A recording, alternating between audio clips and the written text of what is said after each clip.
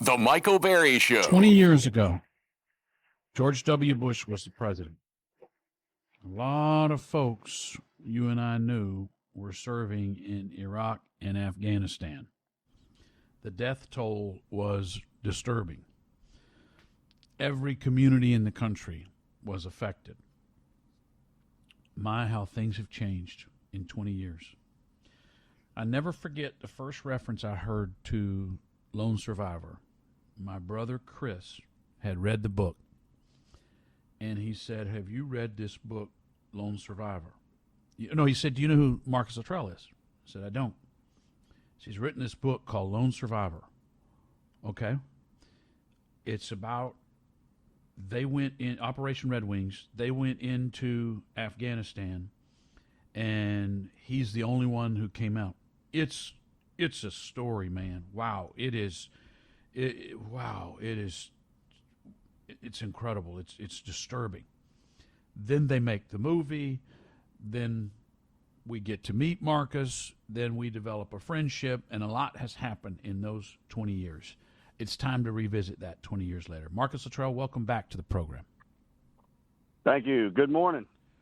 What were you doing just before you came on the show this morning?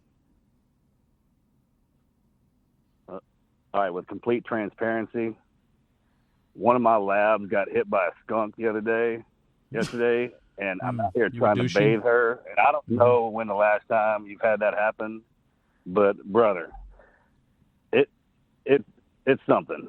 So that's kind of what I'm dealing with right now. I was thinking of a great headline for this discussion, and I already have it. Lone Survivor Navy SEAL Marcus Luttrell admitted douching before interview. Right. I don't, because the first thing she did when she got hit was come in and get on the couch. So when I walked in, I didn't know what I could smell it. And I don't know. They just do that, right? Yeah. What remedy do you use to get rid of that funk? Marcus, we had a place out in Carmine next to Chapel Hill, and we had 2 dogs get hit 2 consecutive weekends. And we went to, I called my buddies that were veterinarians, and they said, go get Massengill douche. That is the best. I came back and talked about it on the air. I heard every solution known to mankind. I think it's a mess no matter what you do. Have you decided what you're doing? So I go with the hydrogen peroxide and the palm olive. Okay. Yeah. To dissolve, because it's an oil, right? It's oil-based? Yep. And the thing about it is when she goes, it's good. They need to bottle that up and use it and give it to people for defense. Let's talk about how if you're getting attacked and you smack somebody with that, they're not going to stick around. No. Even a porcupine, you could hide behind a shield with a porcupine, but that skunk, that's bad stuff. Let's tell the story you've told before, but I think people should know how you and Morgan decided you wanted to be Navy SEALs and began training at a very young age, and the man who put you through that program. It was Morgan's idea. He came down. I was feeding the horses, and he's like, "Hey, I know what we're going to do. We're going to be Navy SEALs. It's going to be great. We get to jump out of airplanes. We get to shoot guns. We get to blow things up. We get to scuba dive, and there's a really good chance we're going to die." And I was like, "Okay, sign me up." Being the younger brother, I kind of followed him around everywhere. He came up with the ideas, but I usually had to go first. So that's when that happened. We were new teenagers, 14, 15 years old, and there was a gentleman who lived in town. We actually grew up with his daughter. We were in the same grade, and he would come into the high school and work the kids out in the gym. And then he had a reputation for training young men to go into the military, into the special forces. His name was Billy. So we got the courage to go ask him to train us. I mean, I walked up on him. I'll never forget it. And caught him during dinner time. Got a piece of fried chicken in his hand. And he's like, knocked on the door. He's like, "What do you want?" And I was like, "Well, sir, we want to be Navy SEALs. We heard you train people to do that. We was wondering if you would train us." And he kind of looked at me for a little bit. And I had some buddies with me. He looked over my shoulder and he told us 4:30 tomorrow. And he slammed the door in our face. So we left. And then the next day we showed up at 4:30. Matter of fact, this was my first life lesson that I ever got taught with him. Kind of stands true to this very day. someone tells you to be somewhere at a certain time, you're always 15 minutes early. Mm-hmm. Well, we showed up at 4:30, which is not on time. And he was out there waiting on us. I remember running up to the yard. He was pointing at us and at the ground. He's pointing at his watch and at us and at the ground. And then when we got within the yard, man, he was cussing us up one side and down the other. I mean, good. Some people just have a gift for profanity. He does. He has that. and they can apply it in certain ways and then it's really, really impactful. I still remember it. I mean, bro, this is over 20 years ago. And he stopped us in the street, and he drew a line in the dirt with his boot heel. And he said, every day you come here, I'm gonna ask you to cross this line. He goes, what you're wanting to do and where you're going is a voluntary program. He goes, you should probably quit right now, because if you cross this line, I'm gonna beat you. I'm gonna do everything I can to break you. He's like, I'm not your mother. I don't care whether you live or die. And he said, when a man goes to war, his brain turns to water and runs out of his ears, and all he has to go on is instinct and the guy to the right and to the left of him. He's like, if you want a little bit of that, cross the line. At that age, you're invincible. You still, you walk around with immortality. You can feel it when you're that age. Everything heals up the way it's supposed to. So we did. We crossed the line. And I remember he dropped us down to do some push-ups. He's like, everybody on your face, give me 300 push-ups for being late. And that's not a lot of push-ups, but if you got some guys who aren't in shape, you're going to be paying the man. So that's kind of what happened to us. We started mashing the deck, going down, up and down, and we got out of sync. We started to teeter-totter a little bit, and he stopped us. And I'll never forget, he goes, as a team, you're going to go down together, and you're going to come up together, you're going to live together, and you're going to die together. He goes, you're not a team, start over. And that's how it started for us. And he just, from that moment on, he weighed into us pretty hard. I remember we probably got an hour into it, a couple hours into it, we couldn't get those push-ups down. And he got so sick and tired of us that he kicked us off his property. He's like, go home. He goes, you're a disgrace to your family. He goes, when you get home, walk right up to your dad and punch him in the face and tell him to start over because he effed up on you. And he said, if you want to do this again tomorrow, show up on time. Don't ever be late. My time is the one thing I can't control. I don't have any bearing over it. So I'm not going to waste it on you if you're not going to show up on time. And that was the first lesson he taught me.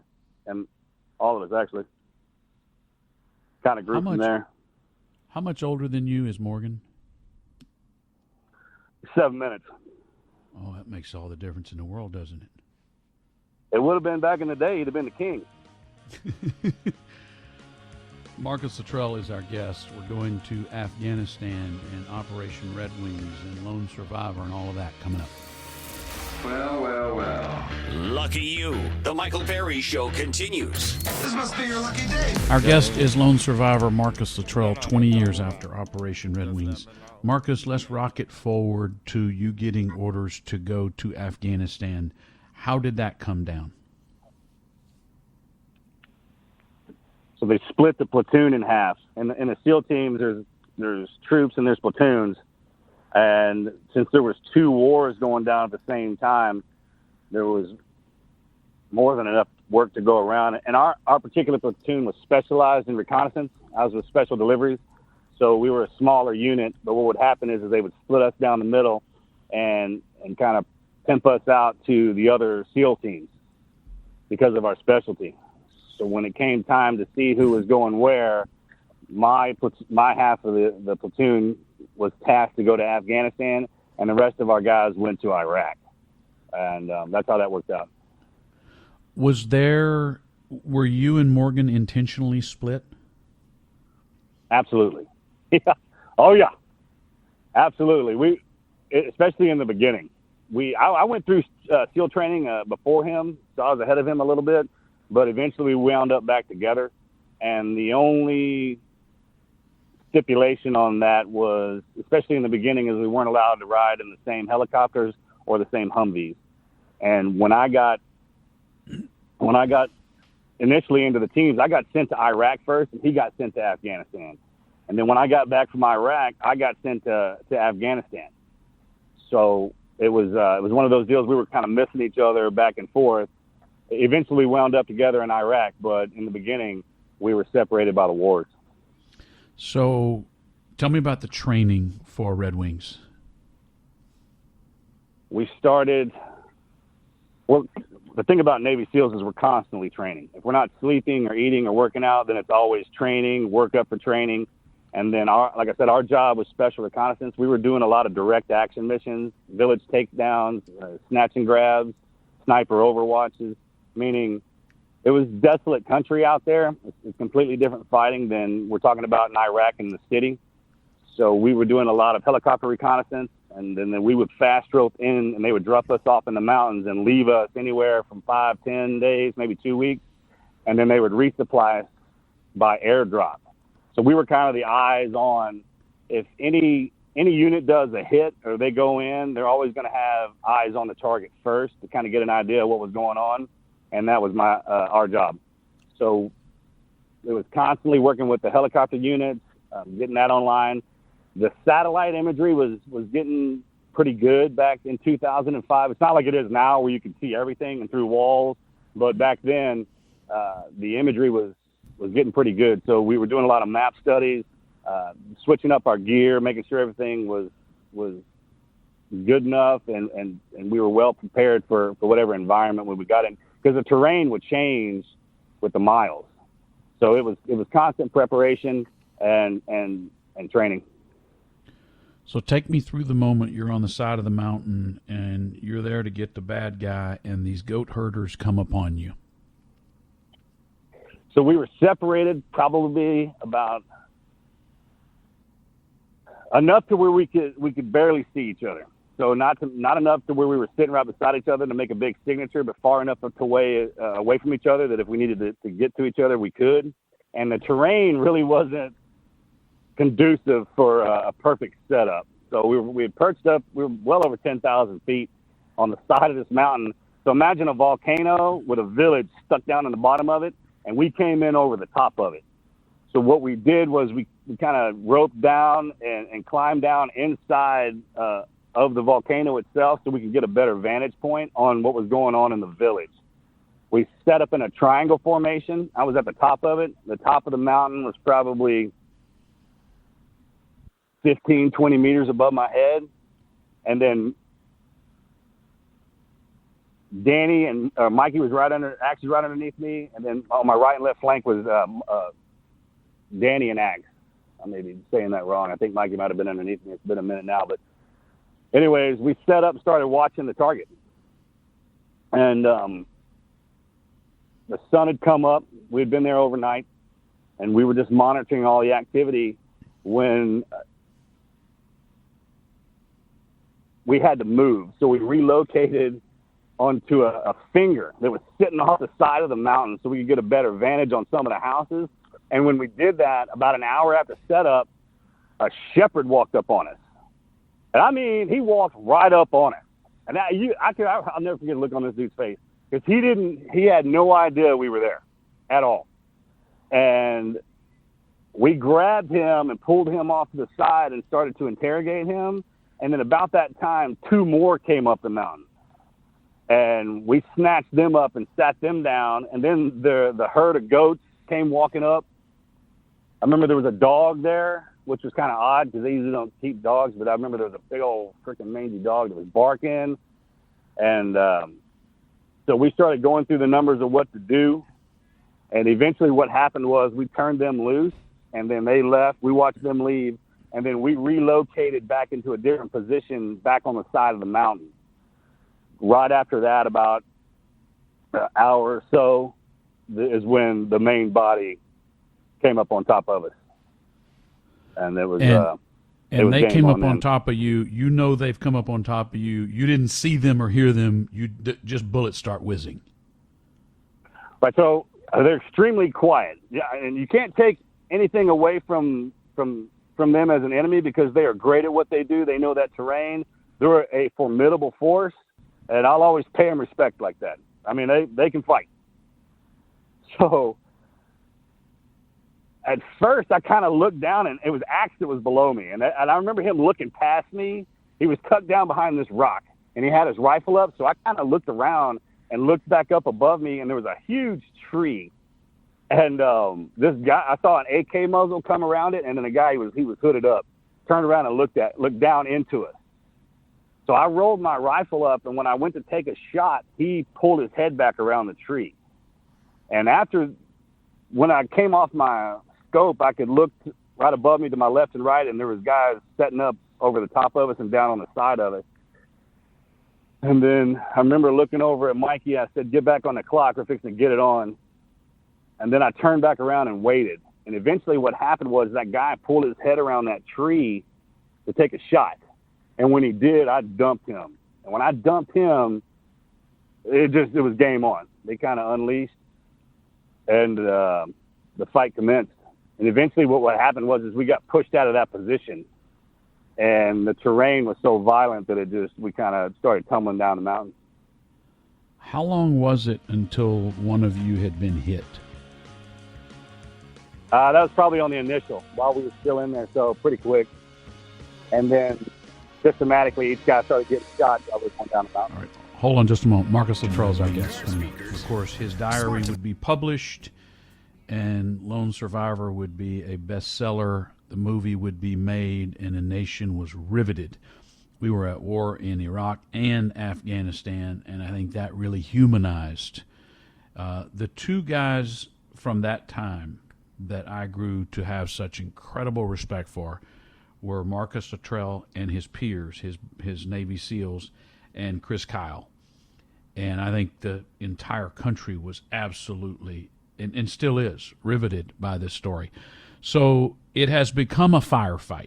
Tell me, Marcus, what happens from there? Once that thing started, it was kind of a free-for-all. They had us covered on three sides, so the only way we could go was down the mountain. And then a couple hours into that, they had come up from the base of the mountain from the village, so they had us in a 360-degree loop. There wasn't really anywhere we could go, which means you had to keep moving the entire time. The hardest thing to hit is a moving target. But because of the terrain and the altitude, just making the movement was tough enough. And by a couple hours into it, everyone was so exhausted and shot up that they just systematically picked us apart one by one as we were going down the mountain. And then at the end of the day, I had slipped into this ravine and kind of was laid in between these rocks. And I just laid there. I was paralyzed from the waist down. I'd been shot up pretty bad and fragged, and my back was broken and stuff. And as the sun went down, I just laid there, and I couldn't move. I waited and waited, and then eventually I started to crawl out of there and just started moving. And I crawled all night into the next morning and halfway through the next day before the villagers found me. It was right next to a waterfall and a river. You've talked about not knowing how far you went, and you know, you weren't at yourself, as my grandmother would say. But if you were to estimate how far you crawled, what would that be? Oh, so we know now. They've done a map study, and I've gotten debriefed by everyone who had anything to do with the mission, and I crawled about 7 miles. And you started how much after sundown, or after it got dark? Probably about almost a couple hours afterwards. I just started making movement. When I couldn't hear anything, and when I thought that they had returned to base, I just started moving. And there was zero chance you would have survived if you'd stayed there. They would have found you, right? Absolutely. Because the helicopter had gotten shot down, which brought more reinforcements from them in. So the mountain was saturated with the Taliban and the Al-Qaeda. They kind of worked together in that area. So it's the Hornet's Nest is where we were at. And we had slipped in there under the cover of darkness. So when the sun came up and everybody was making movement, it was saturated. When you saw I'm assuming you saw the Chinook shot down? I didn't. That's how loud it was that I couldn't hear it or see it get shot down and roll down the mountain. I had my eardrums have been busted out. I was bleeding out everywhere, so I didn't know that. I found that out when I was in the village and the Taliban got a hold of me. They told me one of the guys was wearing one of my a wedding ring. He said it was from one of my buddies. He was trying to tell me that they had shot a helicopter down and that a bunch of SEALs had died, but I wouldn't believe it And then when I got back to when y'all finally found me and brought me back is when I got the news that was solid. I'm going to ask a stupid question. Why couldn't they get the comms up? You know, you talk about this in the book, and that's a central theme to the movie.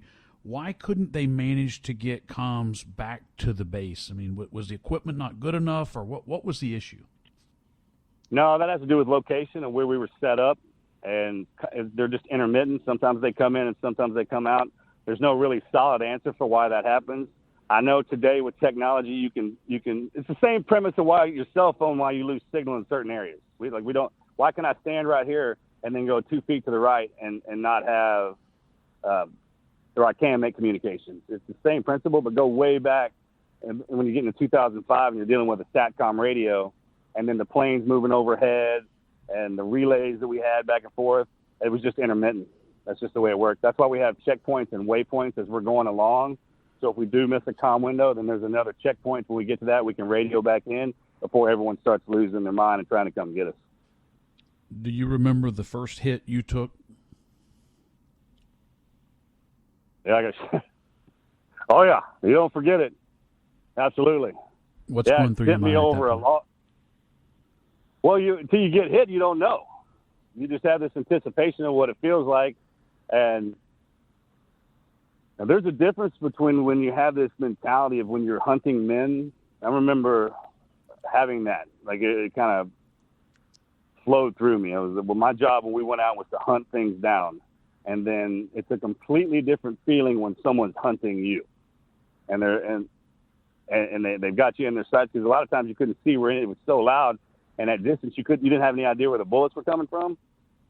So I remember thinking when I got hit that first time and I fell and it knocked me out. And when I came to,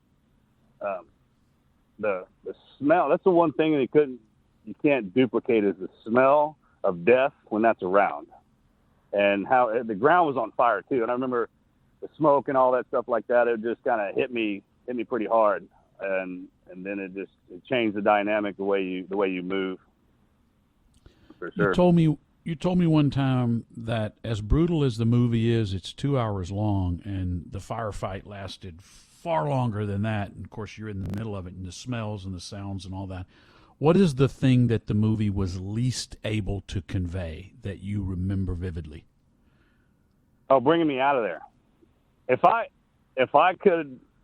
there would be another movie made, it would be about the ending, the way that what it took to get me out of there, and pay respect and give acknowledgement to everything that went to pulling me out. That in itself is a story, because it happened at night. In the movie they made, Lone Survivor, it was a daytime rescue, and in reality, it was at night.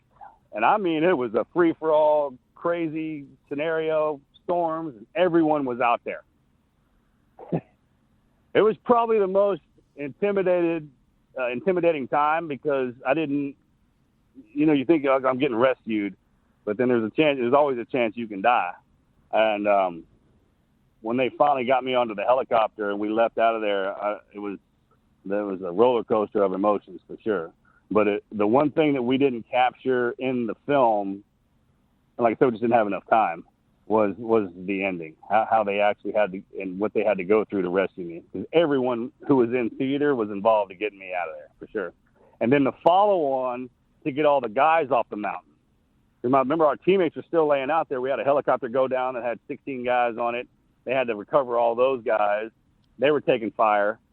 It was a crazy scenario, for sure. The letter that you wrote that was carried to the American military, what was on there? It had my name, what operation I was with, and what condition I was in. And then it also told them that the guy who delivered the message was one of the guys that rescued me and was trying to save my life. And you wrote all that out, wounded as you were? I did. I had a little help. Yeah, they brought me some a pencil and I had a paper already, and then, yeah, I got that done. Hold on. Marcus Luttrell's our guest. What's the name you say? Michael Betty. Marcus Luttrell is our guest, 20 years after Operation Red Wings. Hard to believe it's been 20 years. He has agreed to stay with us a little extra because everything I want to know won't make it into this segment. I could talk to him for hours on end and have. There's so many things he can't tell or doesn't tell that are fascinating about all of this and his incredible life. Marcus Luttrell is our guest. Marcus, you mentioned that the extrication of you, the rescue of you, didn't get covered properly in the movie because you couldn't give everything justice. What are some things we didn't see?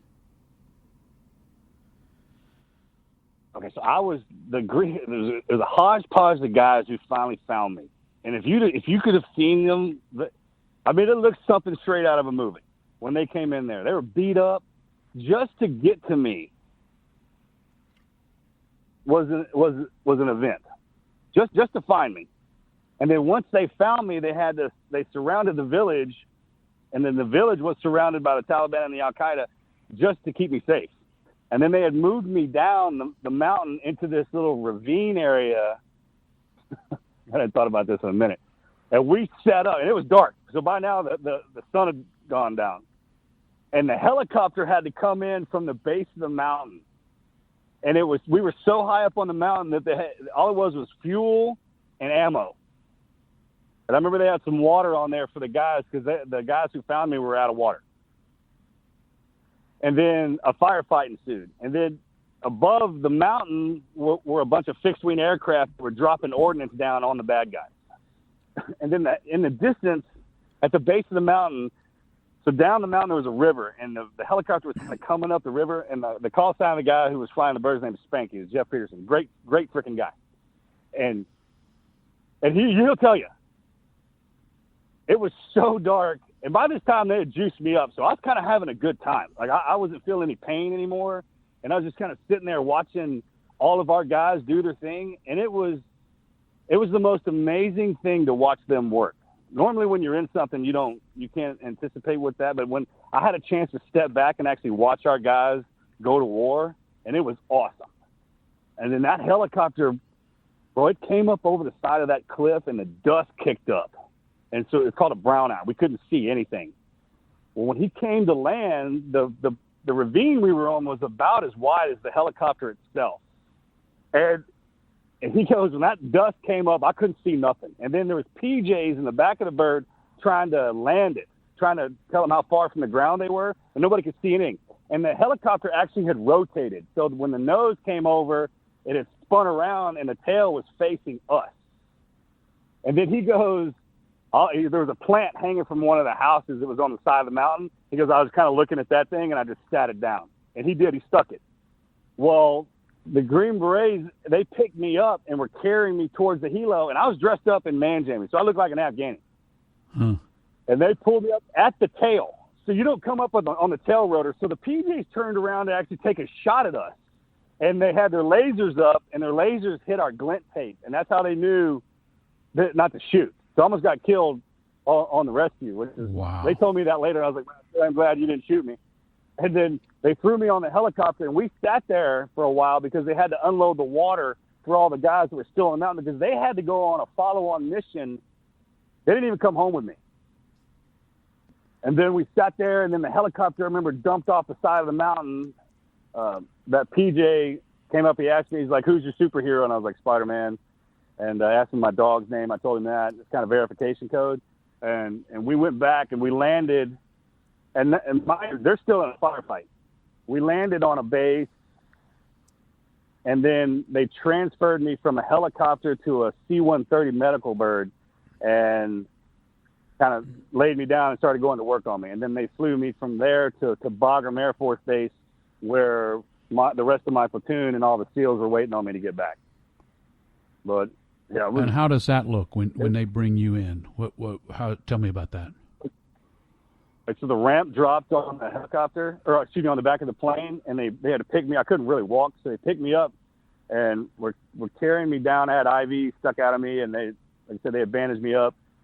And I remember there was a lady standing by the ramp, and she covered her face and started crying. I guess I looked worse than I thought.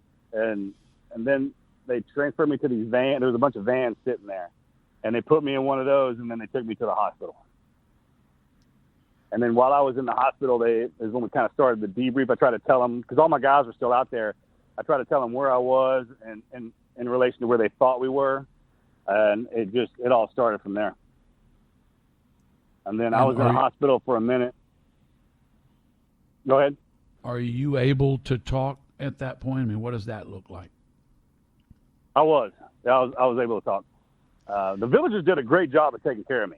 I mean, they doctored me up twice a day, bandaged my wounds, made sure my pain was down. So I was really. I had a doctor in the village, and they saved my life for sure. And then when I got back, all the Army guys started working on me, and then we started doing the debrief so they could go out and find our other guys and bring them back. And I think that took about 2 weeks to find all the guys, if I'm not mistaken. So, and then I got transferred back to the States. In the movie, there is a conflict within the village. Gulab brings you back, and that not everyone in the village wants you there because that brings problems on them. Tell me a little bit about your reception in the village to the extent you remember it. Just like that. Well, there was some in there that didn't want me in there, and I could tell immediately who they were. They weren't trying to hide that, for sure. And then there were the villages and the elder and Gulab. They were making sure that I stayed safe, and they put a rotating guard on me. I was in there for almost 5 days. And then there was some people in the village that were trying to sell me, because the Taliban would show up every day negotiating for my head. And they would tell me about it. They'd sit down in my room and have these little powwows and these meetings, and then, which was kind of frustrating because I didn't speak the language that well. I didn't understand what they were saying, but I could get the concept of what was going down. And then eventually, when the Green Berets and Rangers found me, I was tucked in underneath this rock in a riverbed.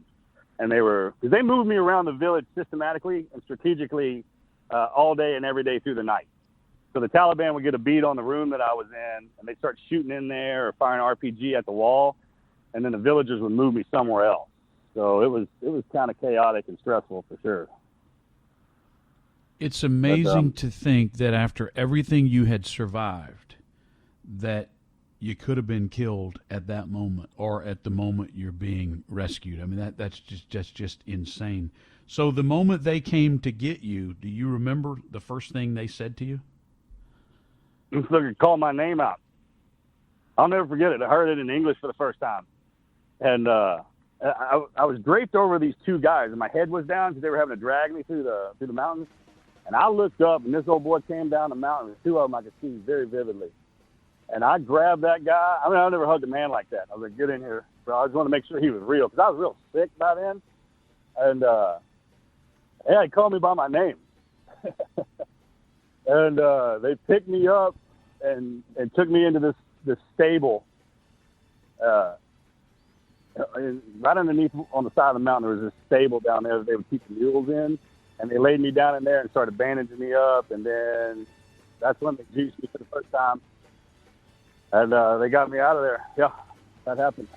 But it was crazy for sure. Our conversation continues about the rescue. If you've read the book and seen the movie, obviously in a matter of minutes they can't capture what actually happened. You know, you've alluded to a number of things, Marcus. I'd like to rewind and let's talk about how Gulab discovers you at the water. There's a scene in the movie where you threaten to pull the pin. You have no belief that this guy is going to drag you to his village and that they're going to care for you, which they did, and save your life.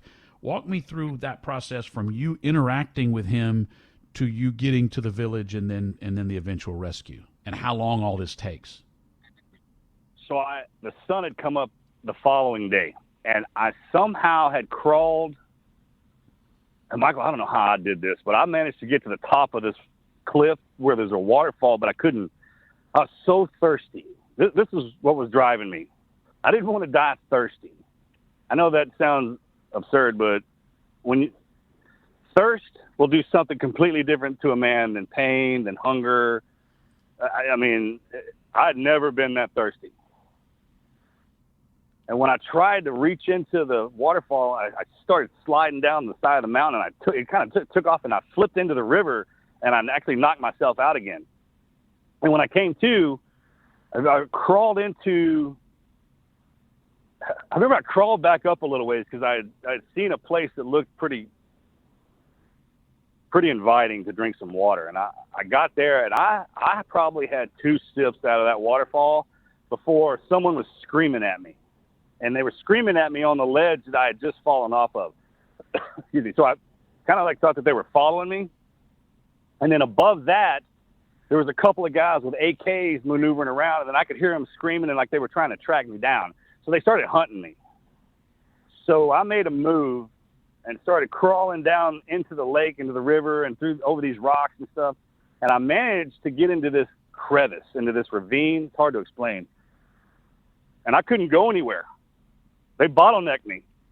And I turned around to shoot, and the guy saw me, and he ducked. And then I swung around on the other 2, and they saw me. So they sat down. And then right after that happened, right over the ravine I was sitting under, is when Gulab came over the rocks. He was kind of just sitting there, and he was screaming at me. And he was screaming American. He was like, American, American. I hadn't thought about this in a minute. So they thought I was the Taliban. They were trying to hunt me down and kill me because they thought I was the enemy. But in reality, when they found out, when they got up close enough, they realized I was an American. So that's what he was telling them, don't shoot. He's an American. And I kind of wasn't putting that together. I turned around to engage, to shoot him, and he put his hands up, and he was saying, okay, it's okay. And I don't know why I didn't kill him. I don't know why I didn't kill this guy, Michael. I mean, I had my safety weapon, off. What weapon did you have left at that point? I had my rifle. That's the only thing I had left. You still had your rifle. Okay. I still had it. And I couldn't throw that thing away. I mean, it would leave my body and slide down a mountain or flip off of me, and I tore my lanyard. But I would always manage to get. God was like, hey, you need that. So when I turned around. Go ahead. Go ahead. I'm sorry. No, you go ahead. Well, he finally walked up on me, and I lowered my weapon, and he was like, okay. And he's like, shampoo, hydrate. That's what he's saying to me. Shampoo, hydrate. I'll never forget that. I was like, I mean, that sounds really good. But I was like, I need some water. So why do you think you didn't kill him? What did you know about him that he wasn't out to do you harm? I don't know, the look on his face. He just had this look on his face like he didn't want to, like he wasn't there to hurt me. You can tell. And once you're out there long enough and you hunt, we fight these guys long enough, you can tell. Even when we capture them and have them with us, they would still look at you like they want to kill you. And once you see that, you'll never forget it. You can anticipate what a man's thinking just by the look on his face and what's in his eyes. His eyes tell a lot. And then these kids started coming out from behind him too. And then some more adults started walking up. And I lowered my weapon, and I had a grenade with me, and I pulled that thing, and I pulled the pin, and I kind of put it down by my hip, and then they brought me some water. So I started drinking that, and they started looking at my wounds and like patching me up. And then they picked me up and carried me down into the village. They sat me down. They gave me more water. And then they picked me up and carried me into this room, and they stripped me naked, and there wasn't much left of my uniform anyways. And they doctored me up, cleaned all my wounds, and then dressed me up in a set of man jammies. That was almost the first day. And what was hurting the worst at that point? Well, I had a lot of facial damage, and then I'd broken my right hand. My thumb had been separated from the where it was supposed to be. I couldn't feel my lower extremities. It was weird. I busted my back up real bad, and I'd been shot in the butt and had frag hanging out of my legs. But I couldn't really feel that because I was kind of paralyzed. It was a blessing and a curse. At that moment, at that moment, do you think you're going to die? You're just fighting on for some crazy reason, but are you certain you're going to die, or are you holding out hope? No, that would only cross my mind when I was in a gunfight. And then, even then, on the first day for sure, but the second day I just kind of got it in my head that I was getting out of there. I wasn't gonna lay down and die. I was just gonna fight. The way our training goes and everything, that kicks in. a lot of people, they can't anticipate that. Like, what do you do when this happens? And what do you think when this happens? I was like, trust me, it kicks in. And I just kept that. I ultimately, I did change to diplomacy. I mean, I kind of changed my attitude a little bit just because they were helping me, and I wanted them to know that I appreciated all that. So I was on my manners, and I was real polite. I did everything I could. Throughout the week, I started doctoring their kids. Like, they would bring their kids to me. I never told them I was a SEAL. I told them I was a doctor. Like, hey, I'm not a SEAL, I'm a doctor. And I don't know if they bought that or not, but but you do have extensive medical training. I did, and I did, and that helped me because when I would work on them, in the beginning, I didn't know if it was working or not, but they kept bringing me people, so it worked to my advantage. And then they were calling me Dr. Marcus. That word doctor is universal. Talk to me about the core four guys, Danny, Axe, Murph, and you. Why was each one of you chosen? What was your role within the group? What were your skill sets? Danny was our communicator. He could work the radios real well. We weren't on the same delivery team, but he was East Coast, I was West Coast, but doesn't matter. When we throw us together, we work well together. I'd known Danny since we were in pre-training, so we've been buddies for a while. Axe was our primary sniper and our point man. It was his job to get us in and out of the target, and then he obviously had the overwatch with the sniper rifle. Michael was our lieutenant. He was our officer in charge, so he was overall command and control. And then I was also the medic and rear security, and then I was the LPO of the platoon, so I was running it. And then that was our team. That's how we were set up. Recon teams are really small, usually 4 to 6 men. And are there particular skill sets that brought you all together? I mean, of all the guys that could have been chosen, how were you 4 guys chosen? They had to have a strategy behind that, I'm assuming. Yeah, absolutely. It was the qualifications that we have. In the SEAL teams, you get to go to multiple schools. So me being the medic, and then I was also a sniper, and I was also a comm guy, and then I was also a JTAC, which means I could talk to the planes and drop bombs. So that was really useful in that environment. And then Axe being a sniper, a point man, Danny with the comms and the communication. So it's kind of like redundancy. So if one of us gets hurt or goes down, the other guy can step up and do his job. And we had just trained up together. That was our primary mission set. So they utilized us in that capacity. When this was over and you came home, you convert your diary to what becomes a book. You go back to Iraq. And the first time I ever talked to you about this, which is well over 10 years ago, the thing that really just wrenched my gut was that you committed to go and talk to Patsy, to go and talk to the families about what had happened. You wanted them. When did that happen, and how did that go down? I'd gotten back. It happened pretty quick. And I was in the hospital for a while, and then the rest of my platoon came back from Iraq. And then they had a week or two of downtime, and then the command actually facilitated that movement. They lined out where we were going, when we were going, and how we were going to get there. So they flew us back to the States. We were in Hawaii. They flew us back into the States, and we went from each family member and told them what happened. I told them face to face. They needed to hear it from the command. Wanted that to make sure. There was all kinds of stories going around about what had happened, how it went down. I mean, still to this day, but they know the real story. How hard was that to do? That was rough.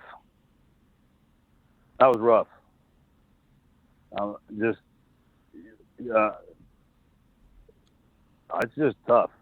Like our CACO officers, the officers that are actually in charge, to go around and tell the families that your son's been injured or he's dead. I mean, that's got to be probably the hardest job in the military. So I really wasn't trained for that. No. And I love those guys. So when they're family, I understand. Look, if I had to lose everything I had right now just to bring all of them back so their family members could have them, I would. That may sound mean or crazy, but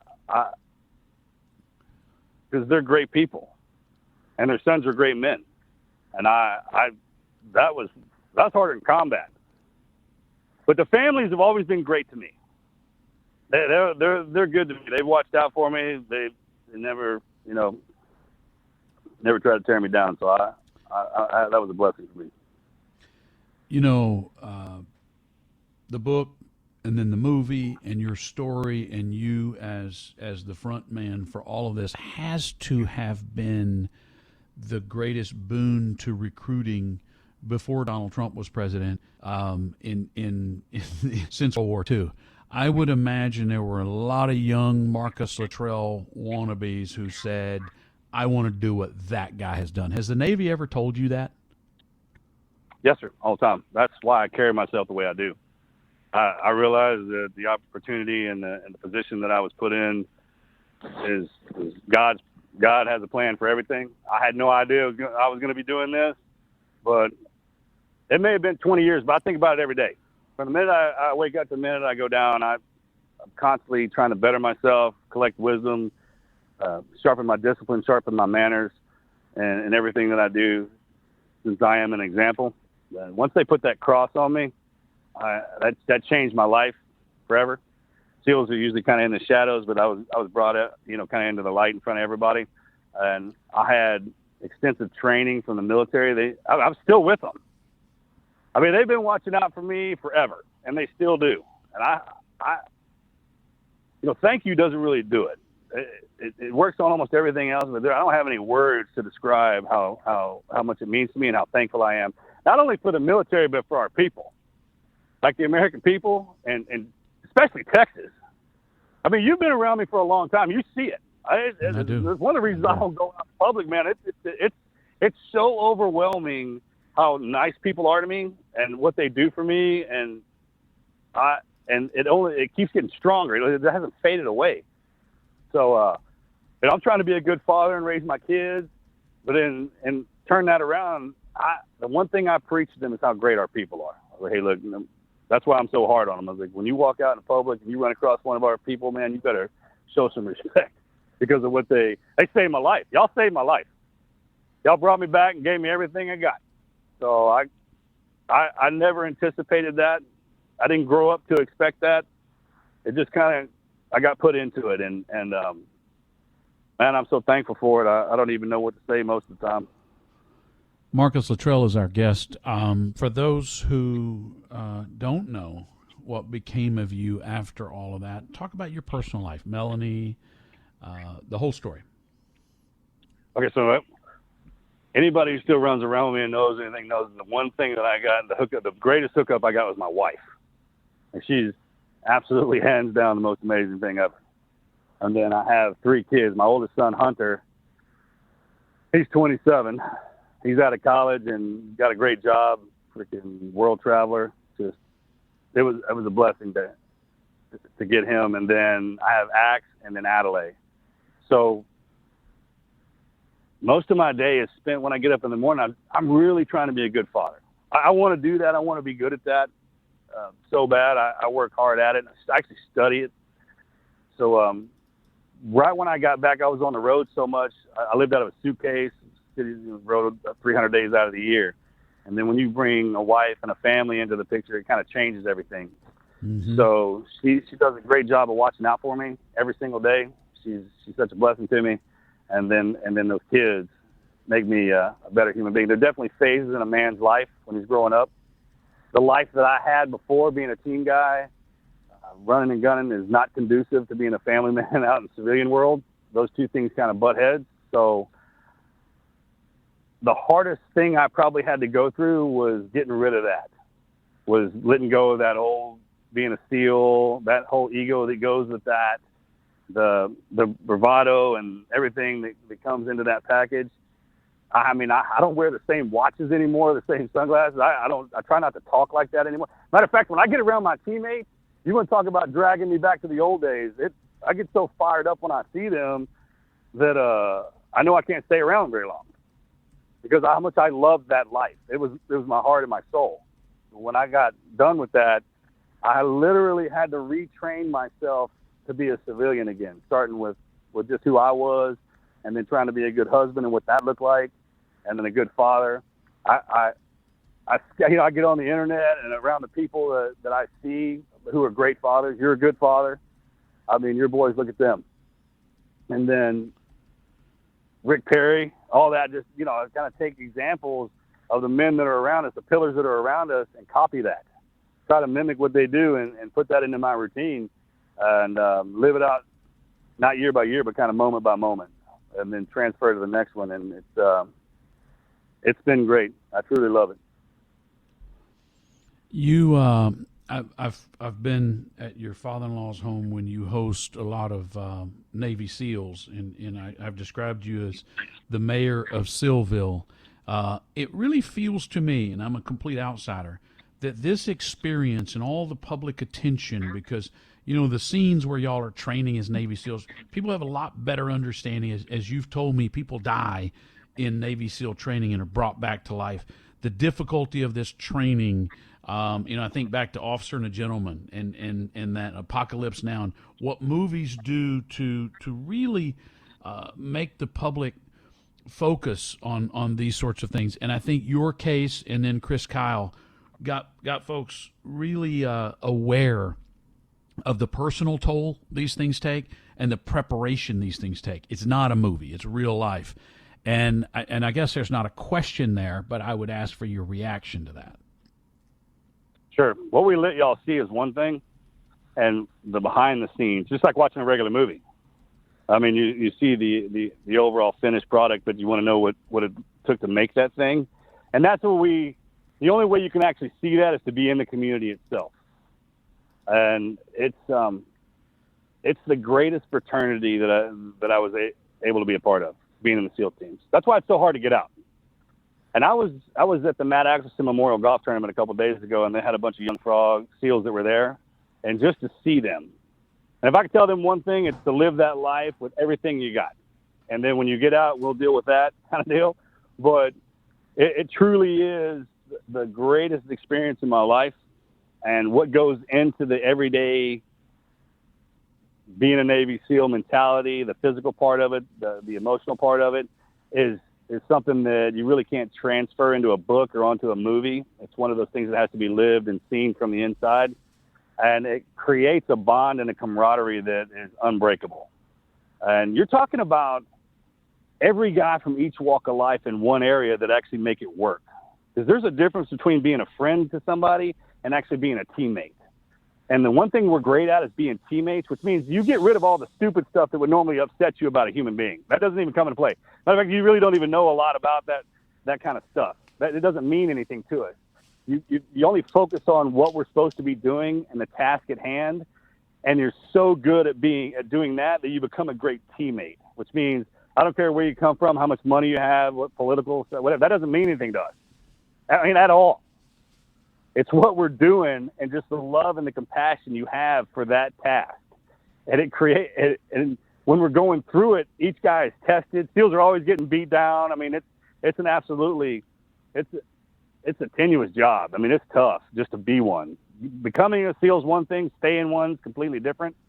And then when you see those people, those men that are willing to stay in there and that fight and go through that grind day in, day out, upwards of for years, it just changes the way you look at them. And when you see one, you kind of have there's a respect that goes along with it. And we've been doing this since the 60s, so it's kind of established. And it truly was a blessing to be a part of that. I mean, I miss it. I miss it a lot. I mean, I'm still very much involved with them and in some capacity, but the overall living in the life, I kind of miss that. If you're wondering if I thought about doing it, and if I could do it now, I couldn't do it now. Like physically, emotionally, I've transitioned back to being a civilian. So just watching them go through their daily grind is exhausting. So it's definitely a mindset. Well, yeah, I think that's fair to say, and I think you transported yourself into being something that the average person can never understand. I mean, you're talking about a killing machine and something that doesn't fear death. Those are not natural human emotions. I would be remiss before we finish if I didn't give you an opportunity to do something. Several years ago, you and I were on the phone, and a fella came walking up to you and said, Marcus Luttrell. And you said, no, I'm his twin, Morgan. And he goes, oh, never mind, and walked off. And you were infuriated because your point was, my brother's more of a badass than I am, and you don't even bother to know that and show him that respect. A lot of people don't know that your brother, who's now a congressman, and you and his experiences as a Navy SEAL. Tell a little bit about that, if you would. He had the most unbelievable career. He's my hero. I mean, that guy is tough. He was the first one born. I was kind of spare parts. I was just what was left. And when we went into the SEAL teams, I mean, he was an honor man out of his BUD/S class. That sucker's been on multiple deployments. He was an enlisted guy, and then he was an officer. He was in a helicopter crash where people died. I mean, he broke his back.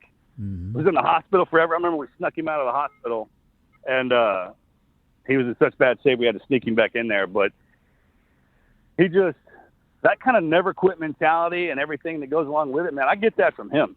He's got one speed and it's wide open. He's a constant reminder that I'm supposed to carry myself a certain way. He gets on to me about being out of shape, even when I'm not out of shape. It's ridiculous, Michael. I mean, it's unbelievable. It still talks down to me like I'm a kid, but I love him for it. And he was absolutely designed for the seat that he's holding right now, which is the craziest thing. I can't believe he's a congressman. But the beautiful thing about that is he works for me now. I'm a voter. That's right. It's my opportunity. You know what I'm talking about? So it's my opportunity. I can talk to him any way I want now. Well, we're very proud of him. He and Mama Holly should be very proud of both of you and what you have become in your service to this country, the two of you, in so many different ways. I am honored to call you my friend, Marcus Luttrell. Thank you. You bet. God bless. Happy 4th of July.